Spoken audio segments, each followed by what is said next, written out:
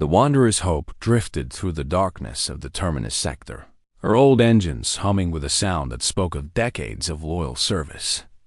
Captain Maria Torres stood on the bridge, watching the stars through the viewscreen. Her crew had been exploring this region for 3 months, mapping systems and looking for signs of intelligent life. Today, they found it.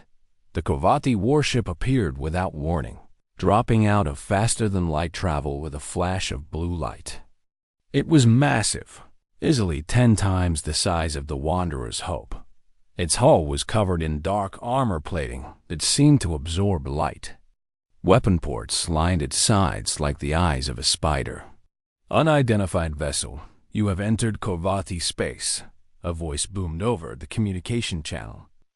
"Power down your weapons and prepare to be boarded." Torres glanced at her first officer, Lieutenant Chun, who shrugged. "We're not even in their territory according to the star charts," Chun said quietly. "This sector is unclaimed." Torres nodded and opened a channel. "This is Captain Maria Torres of the human vessel Wanderer's Hope. We come in peace and request diplomatic contact. We were not aware this region was claimed." There was a long pause. Then the voice returned, but this time it sounded different. Amused. "Humans? We have not encountered your species before. You will follow us to the station." Torres could have refused. She could have run. The Wanderer's Hope might be old, but she was still fast enough to escape. But humanity had been searching for other intelligent species for 200 years. This was their first real contact. She couldn't throw away that chance. "We'll follow," she said. The Kovati station was impressive. It hung in orbit around a dead planet, a massive structure of metal and crystal that gleamed in the light of a distant sun. The Wanderer's Hope was guided into a docking bay that could have held 20 ships her size. Commander Ziegther waited for them in a meeting chamber that was clearly designed to intimidate. The ceiling stretched high above, supported by pillars carved with scenes of battle and conquest. Ziegther himself stood nearly 8 feet tall, his body covered in scales that shimmered with a bronze color. His eyes were yellow and cold. "So these are humans," he said, looking down at Torres and her team. "Small creatures, weak-looking. Your ship is old and slow. Your weapons are primitive projectile throwers. Tell me, how many worlds does your species control?" Torres kept her face neutral. "We have 73 colony worlds and our homeworld, Earth. We've been exploring space for 2 centuries. Ziegther's mouth opened in what might have been a smile, revealing rows of sharp teeth. "So few. The Kovati Empire controls 200 systems. We have conquered 17 species. We are the dominant power in this region of space." "That's impressive," Torres said carefully. "We would like to establish peaceful relations. Perhaps trade agreements. We could both benefit." Ziegther laughed, a harsh sound that echoed off the walls. "Trade? No. Here is what will happen. Your species will surrender 3 of your colony worlds to Kovati control. You will provide us with tribute each year, metal and food and technology. In return, we will not destroy your other worlds. This is generous. Other species we simply conquered completely." Torres felt her jaw tighten, but she kept her voice calm. "We can't agree to that. Those worlds have millions of people living on them. But we can discuss other arrangements." "There is nothing to discuss," Ziegther said.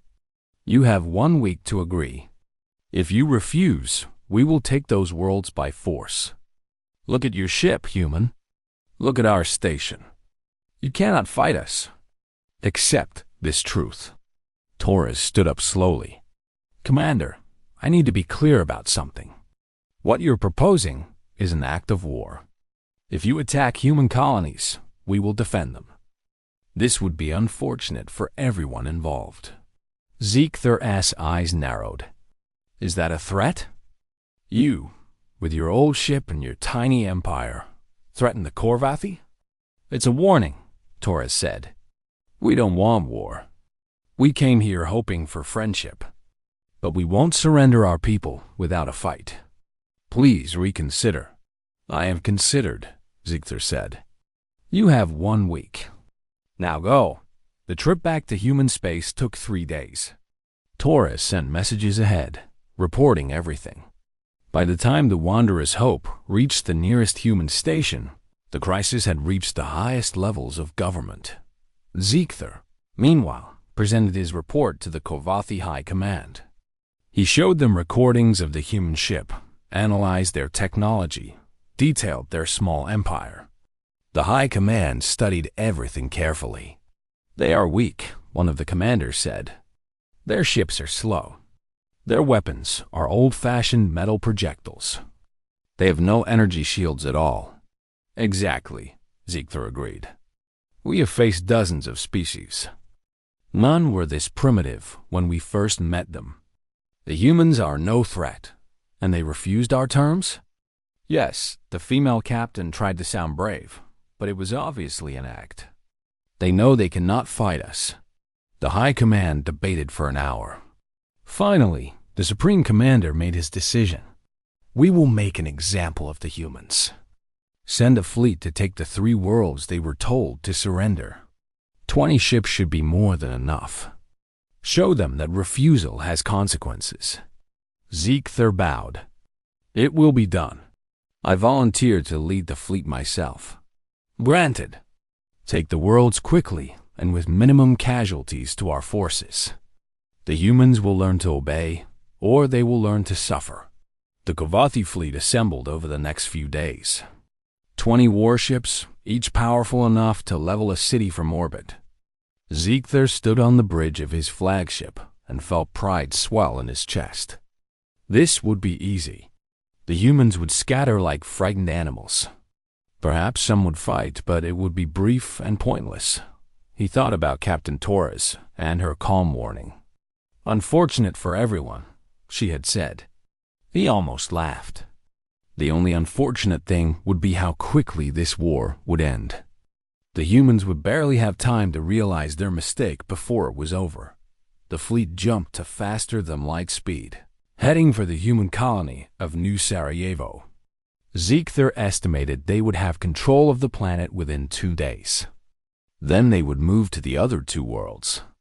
Within a week, the humans would be begging to accept the original terms. He had no idea how wrong he was. Ziegler's fleet dropped out of faster-than-light travel at the edge of the New Sarajevo system. 20 warships, engines glowing with power, weapons charged and ready. He expected to see a small defense force, maybe a few orbital stations. What he saw instead made him pause. The humans were ready. Dozens of satellites orbited the planet, each one bristling with sensors and weapons. Defense platforms hung in space like metallic flowers, their weapon ports tracking the Kovathi fleet. And the ships, there were at least 30 of them, arranged in a formation that showed careful planning. They knew we were coming, his tactical officer said, surprise clear in his voice. It doesn't matter, Ziegler replied. We still outnumber them, and our ships are superior. Begin the attack.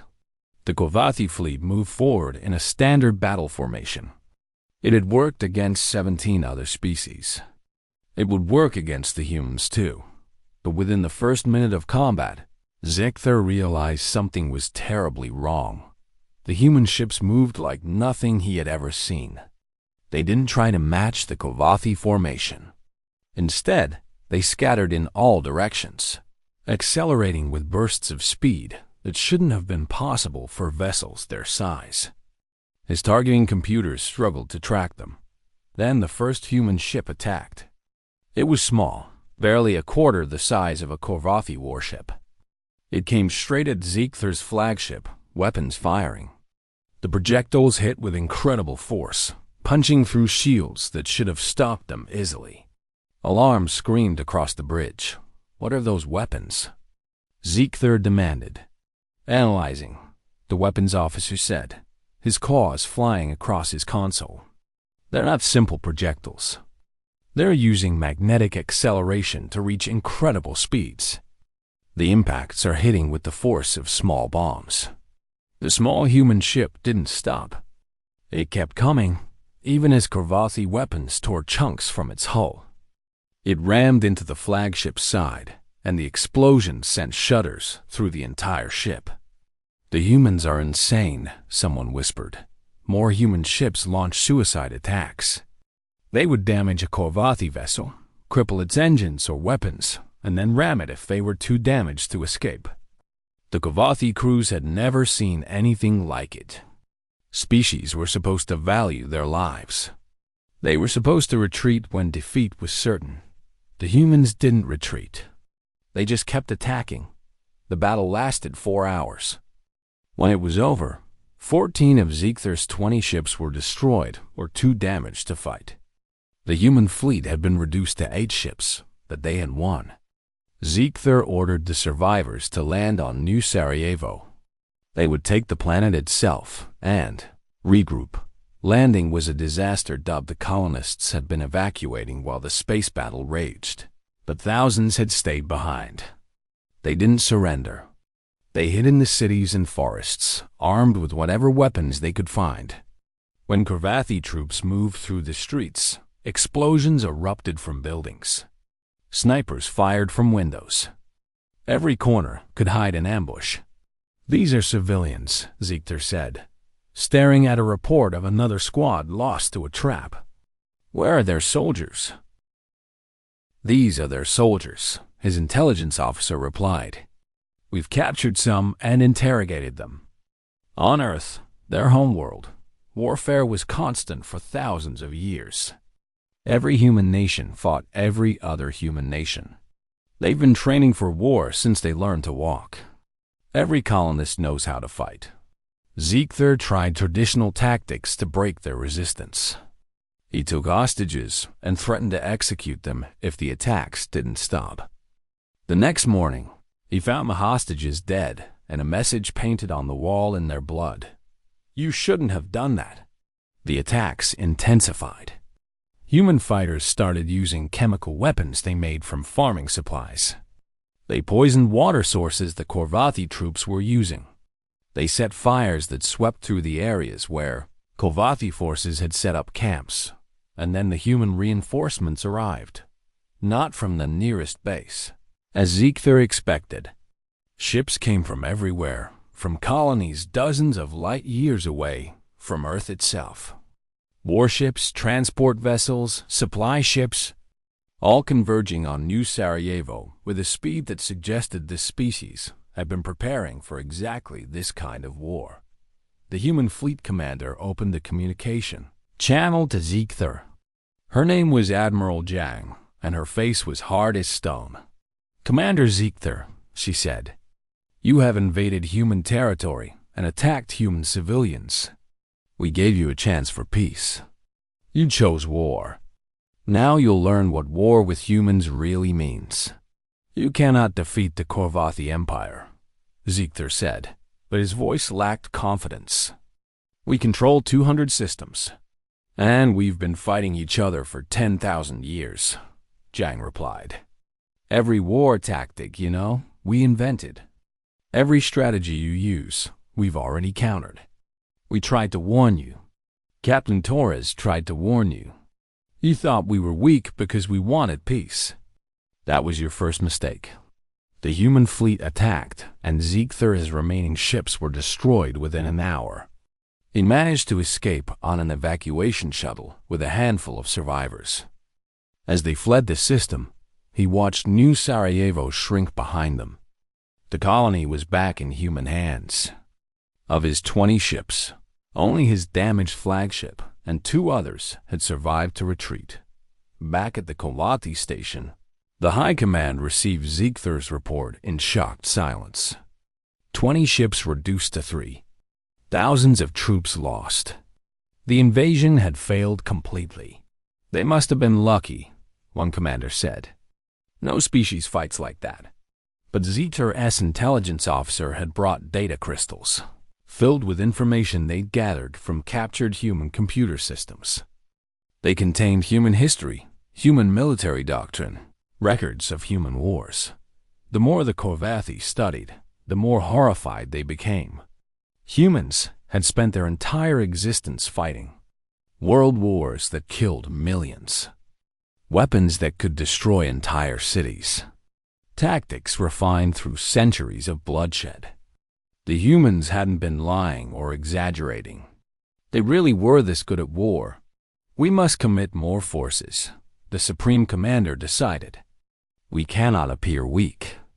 Assemble a battle fleet. 200 ships. We will crush them with sheer numbers. Ziegler wanted to object, wanted to warn them that they didn't understand what they were facing. But he stayed silent.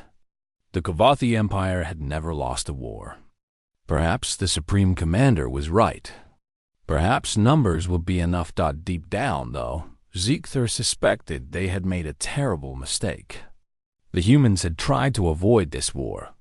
They had offered friendship. The Korvathi had responded with threats and violence, and now they were learning the price of that choice. He thought about the message, painted in blood.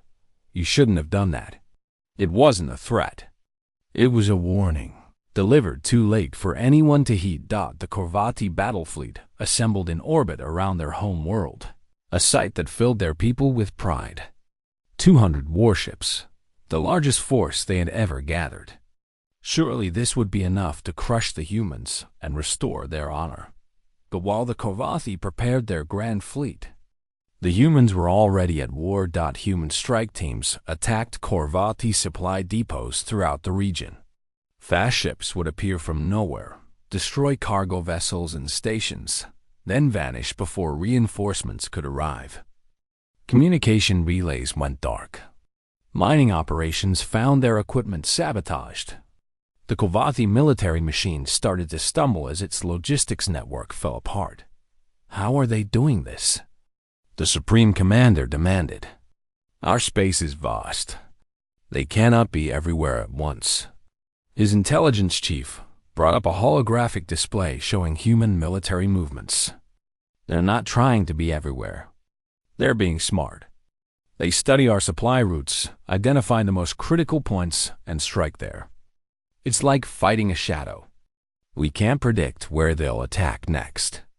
On the human side, Ambassador Chun stood before the Galactic Council, a gathering of representatives from dozens of species who had been watching the conflict with growing concern.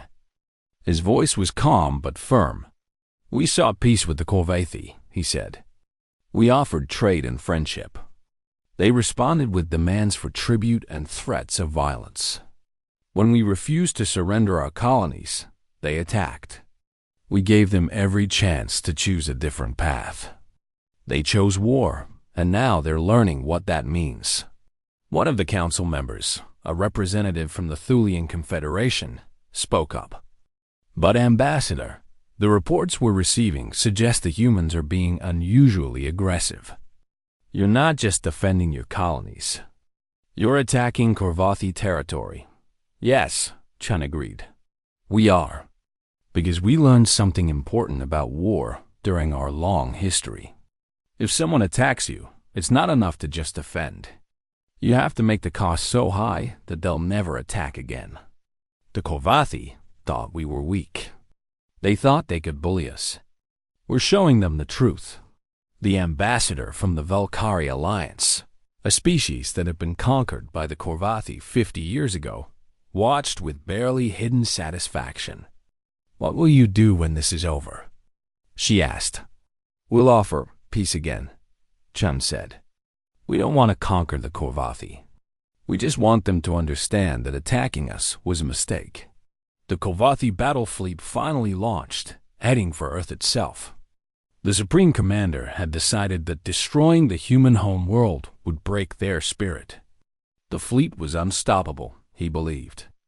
No force in the galaxy could stand against 200 warships. As they traveled, human ships harassed them constantly. Small groups would attack, damage a few ships, and retreat before the fleet could respond. It was frustrating and caused delays, but the Supreme Commander pushed forward. Earth was the target.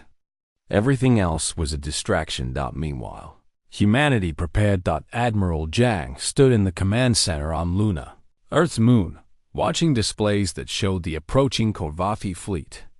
Around her, officers coordinated defensive forces from across the solar system. Every human ship that could fight had been called home. Every orbital platform was armed and ready. The asteroid belt had become a minefield of rocks equipped with simple engines, ready to become weapons. "They're bringing everything," her tactical officer said. 800 ships total, 40% of their entire military. Jang nodded. "Good. Then we'll only have to teach them this lesson once." She opened a communication channel that reached every human ship and station in the solar system. "This is Admiral Jang. The Corvathi are coming to our home with the intent to destroy it. They believe their numbers give them victory. They're wrong. We've been preparing for this kind of fight since ancient times, when our ancestors defended their cities with stone walls and courage. Today, we defend our world with ships and technology. But the spirit is the same. We do not surrender. We do not break. We are human, and we protect our own. All ships prepare for battle." The Corvathi fleet arrived at the edge of the Sol system and stopped. What they saw on their scanners made even the Supreme Commander hesitate. The entire solar system was armed. Thousands of satellites and weapon platforms. Hundreds of ships, some large, many small and fast. The moon itself bristled with installations that could launch devastating attacks. Mars coordinated a fleet of automated warships controlled by artificial intelligence. Even the asteroid belt seemed hostile, with motion sensors detecting thousands of objects ready to move. "It's a trap," someone whispered on the bridge. "It's a fortress," the Supreme Commander corrected. "But we have the numbers. We attack as one force. Overwhelm their defenses. Reach Earth and bombard it from orbit. Victory will be ours." The battle began. Human forces didn't meet the Corvathi head-on. Instead, they used the solar system itself as a weapon. Ships led Corvathi forces into the asteroid field, where hidden rocks suddenly activated and became missiles. Defense platforms appeared to be simple targets until they revealed themselves as powerful weapons. Small human ships would attack, retreat toward waiting forces, and lead pursuing Corvathi ships into ambush. It was chaos, but organized chaos. Every human force knew its role. They had practiced these tactics countless times in simulations and exercises. The Corvathi had numbers, but humans had experience and preparation. Ziegther, given command of a section of the fleet, found himself fighting a battle unlike any he had trained for. His scanners showed human ships everywhere, but when he focused on one group, they would vanish and appear somewhere else. His weapons would lock onto targets that turned out to be decoys. And always, there were more attacks coming from unexpected angles. A human ship rammed one of his cruisers, the explosion taking out both vessels. But before it hit, the human ship had transmitted its sensor data to every other human ship in range. They were sharing information instantly, creating a network of awareness that the Corvathi couldn't match. They're not fighting as individual ships, Ziegther realized. They're fighting as one organism. Every ship knows what every other ship knows. The battle raged for 12 hours. The Corvathi pushed forward, paying a terrible price for every kilometer they advanced. They reached Earth's orbit finally, but by then, 600 of their 800 ships were destroyed or disabled. The remaining 200 were battered and running, low on ammunition. And Earth's final defense was waiting. The orbital defense ring around. Earth activated with devastating precision. Platforms that had seemed dormant suddenly came alive with weapons fire. The moon launched a barrage of magnetic accelerator shots that crossed the distance in seconds. Automated defense drones swarmed from hidden bays, each one small and fast and deadly. The Supreme Commander watched his fleet die. Ships exploded in brilliant flashes. Others went dark as their power systems failed. Some tried to retreat, but found their escape routes blocked by human ships that had somehow gotten behind them. In his entire life, he had never imagined such a complete defeat. "Sir, we must surrender," his second-in-command said. "We've lost. If we continue, we'll lose everything." The Supreme Commander looked at the display showing the 200 remaining ships of his once mighty fleet. Pride warred with survival instinct. Finally, survival won. "Send the surrender signal," he said quietly. The human response came within minutes. Admiral Jiang's face appeared on the communication screen, her expression showing no triumph, only exhaustion. "We accept your surrender," she said. "Power down your weapons. Human ships will escort you to a holding area where you'll be safe. Any ship that tries to attack will be destroyed. Do you understand?" "We understand," the Supreme Commander replied. "We yield."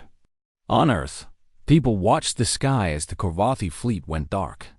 Cheers erupted in cities across the planet. They had won. Their home was safe, but Jiang didn't celebrate. She looked at the casualty reports scrolling across her screen. Thousands of human ships destroyed. Tens of thousands of crew members dead. The victory had been costly, even if it had been decisive. She opened a channel to the Korvathi flagship. "Supreme Commander, I want you to understand something. We didn't want this war. We tried to avoid it. But you came to our home intending to destroy it. You thought we were weak because we sought peace. That was your mistake. I see that now," the Supreme Commander said. His voice sounded hollow. "We underestimated you completely." "Most species do," Jiang replied.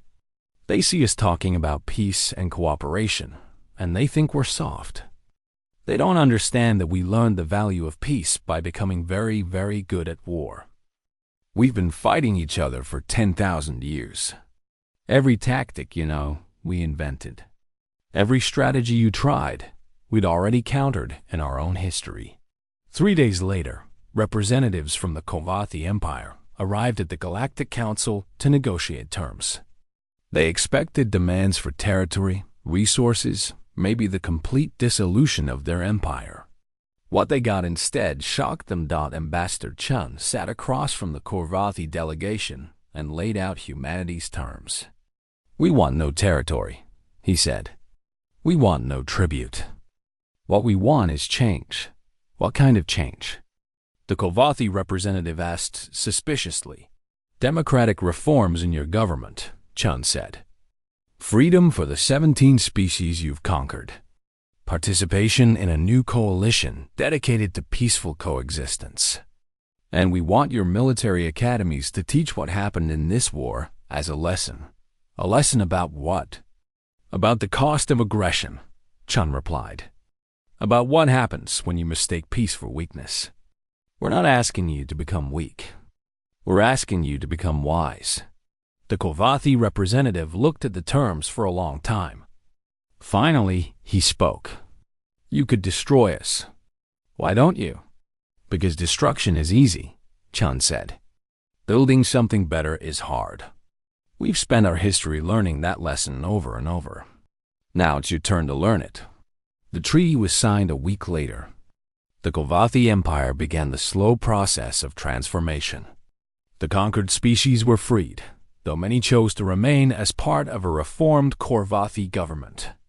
Military forces were reduced. Democratic councils replaced the old high command. It wasn't perfect. And it didn't happen quickly, but it happened. 6 months after the war ended, Captain Torres received new orders. The Wanderer's Hope had been repaired and refitted, ready for another exploration mission. Before she left, she visited the monument that had been erected at the site where the first battle of the war had been fought near New Sarajevo. The monument was simple, a piece of twisted metal from a destroyed ship, both human and Korvathi, welded together. On the base were the names of everyone who had died in the war from both sides. And below the names, a single sentence: "May we remember the cost of choosing violence over peace." Torres stood there for a while, thinking about that first meeting with Ziegther. She had tried to warn him. She had offered him every chance to choose differently. But some lessons could only be learned through pain. On the bridge of the Wanderer's Hope, Lieutenant Chun asked her if she regretted how things had turned out. "I regret the war," Torres said. "I regret every life lost. But I don't regret giving them a chance to avoid it. We did everything we could to prevent this. Do you think it will happen again?" Chun asked. "Will another species make the same mistake?" Torres looked at the stars ahead. The galaxy was vast, full of unknown species and potential conflicts. "Maybe," she said. "But now there's a story. The Kovathi came to Earth with 800 ships, and only 200 survived to surrender. That story will spread. Other species will hear it and hopefully think twice before attacking humans. And if they don't, then we'll do what we've always done," Torres said. "We'll defend ourselves. We'll win. And we'll try to build something better from the aftermath." The Wanderer's Hope left Earth's orbit and jumped to faster-than-light speed, heading out to explore new systems and meet new species. Behind them, Earth continued its recovery. The orbital defenses were slowly dismantled. The wartime economy shifted back to peace. Life returned to normal, but humanity never forgot the lesson they had taught the Kovathi. They kept their military strong, their defenses ready. They continued to seek peace, but they were prepared for war, because they had learned long ago on their home world that the best way to ensure peace was to be too dangerous to attack. The galaxy had learned that lesson too. Human ships were now welcomed in systems that had once viewed them with suspicion. Trade agreements were signed. Alliances were formed. And whenever tensions rose between species, someone would inevitably mention the Kovathi War and how it ended. Ziegther, stripped of his command but not imprisoned, spent his remaining years writing about the war. His book, The Cost of Underestimation, became required reading at military academies across dozens of species. In it, he wrote about his first meeting with Captain Torres, about her calm warning, about how he had dismissed it as empty threats. The final paragraph of his book read, "I saw their old ship and their simple weapons. I thought they were weak. I saw their desire for peace and thought they were afraid. I was wrong on both counts. The humans are not weak. They simply know that real strength is choosing not to use violence unless necessary. And when it becomes necessary, they are the most dangerous species I have ever encountered. My advice to any species considering conflict with humanity: don't, because they tried to warn us and we didn't listen. Learn from our mistake." The book was translated into 47 languages and read by billions across the galaxy. And in human space, a new phrase entered common usage.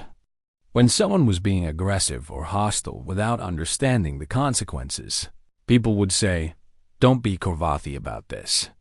It was a reminder, a warning, and a testament to the price of underestimating those who seek peace but are prepared for war.